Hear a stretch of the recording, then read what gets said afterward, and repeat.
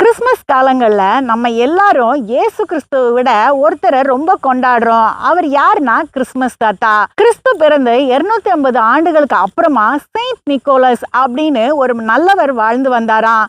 அவர் பலருக்கு உதவி செஞ்சிட்டு இருந்தாராம். யார் மூலமா உதவி கிடைக்குது அப்படின்னு வாங்குறவங்களுக்கு தெரியக்கூடாதுன்றதுக்காக அவங்க வீட்டு புகைப்போக்கி வழியா அவங்க தேவைக்கு ஏற்ற மாதிரி பரிசுகளை கொடுத்துட்டு வந்தாராம்.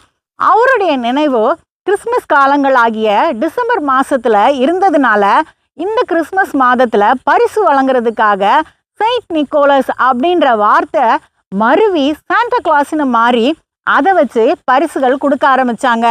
நாளடைவுல சாண்டா கிளாஸ் முக்கியமான பங்கை வகிக்க ஆரம்பிச்சிட்டாரு கிறிஸ்மஸ் கொண்டாட்டங்கள்ல. கிறிஸ்மஸின் நாயகன் இயேசு கிறிஸ்து மட்டும்தான்.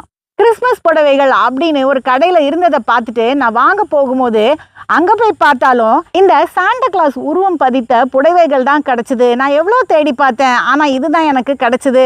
வேற வழி இல்லாம ஒன்னே ஒன்று நான் வாங்கிக்கிட்டேன். கிறிஸ்மஸின் நாயகன் இயேசு கிறிஸ்து மட்டும்தான்.